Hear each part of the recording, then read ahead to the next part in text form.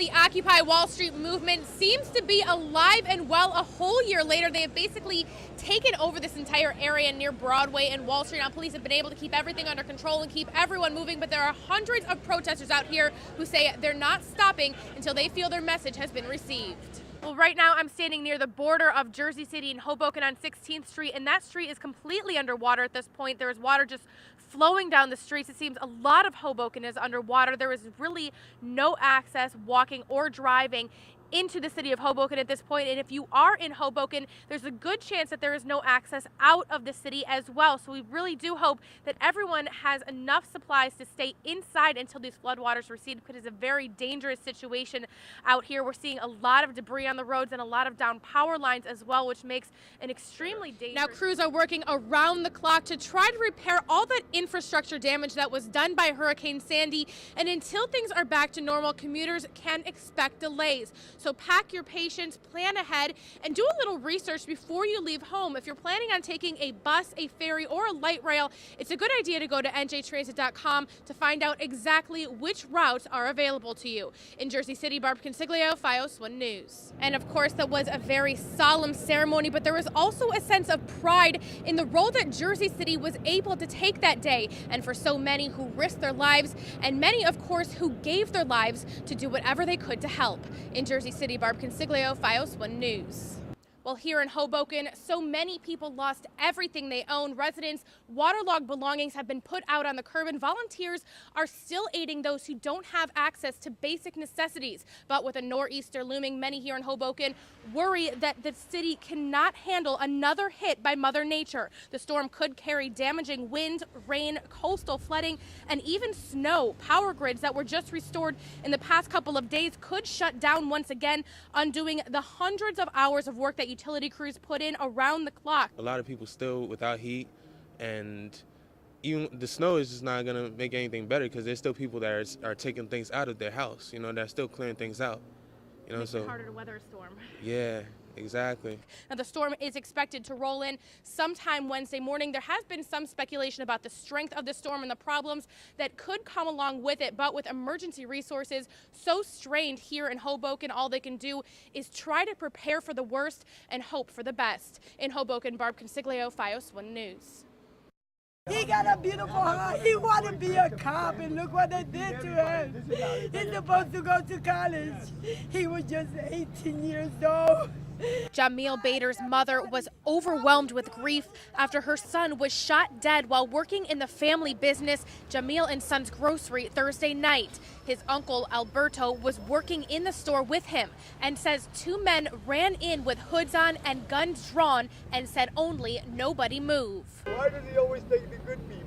He says one man had a gun held to his chest, and Jamil fought back against the man who had a gun pointed at him. He didn't get shot by the guy he rushed. He got shot by the guy that was pointing at me, because when he saw that he had his other guy pinned down, then he came up and shot my nephew. He said Jamil was shot in the head and that he was gone before he could even try to help him. Bader's uncle said the two men ran out of the store and to a car that was waiting here near the corner of Clinton Avenue and Thomas Street, possibly a black or a dark gray BMW. He said someone tried to follow them, but they just sped away too quickly. He said the entire incident only lasted about 30 to 45 seconds, but when it was all over, he had to call his brother and tell him that his son was dead. My brother got here very fast, fast as I ever seen him, and then him and my sister-in-law went in right there into shock. They had to call the ambulance.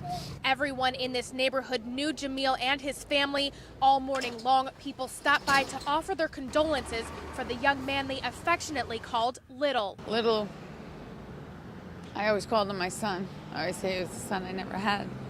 Sorry. But, he was a great kid. He had a big heart. Jamil and Son's Grocery is open 24 hours, and Alberto says there are two other businesses in this same neighborhood that are as well, but that they are not getting the police presence they need here at night, and gun violence has gotten out of control. What is he going to say to me now? Oh, I share your sympathy? I don't need that. I need him to do something. Do something. Lay off police. Lay off the sewer workers. Lay off on. We need the police on the street. We need the cops to go back on the beat and walk the beat. Bader had a 14-month-old baby who will now grow up without a father, and his family says he was never on the streets and had so many goals for his life that had only just begun. What we doing to stop this? How many mother more is gonna suffer like me? In Newark, Barb Consiglio, FiOS 1 News. The aftermath of Hurricane Sandy is far from over in Hoboken. Those who lost everything in the storm are still struggling for basic necessities. Here at the Wallace School, volunteers say there are still dozens of people living here in the emergency shelter. People need a lot of different things. Some people need medication, some people need a place to stay. Right now it's just trying to stay out of the cold while they don't have heat. So.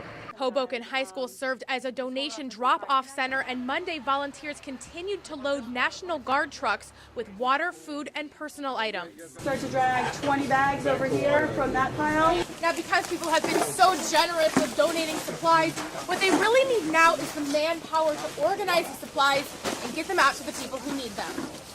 Especially with some people going back to work, so we expect that we won't have as many volunteers today. So as many people as we can get out here to help with the effort, to help organize here in our distribution center would be great. Those who could find an hour or two of their time to give were welcomed in and put to work, but they need these relief efforts to stay strong throughout the long and grueling recovery that lies ahead. We're going to be loading trucks, National Guard trucks in a second, and we just need your muscle. Pass stuff along, and that would be awesome. Thank you for giving your time. In Hoboken, Barb Consiglio, FiOS 1 News.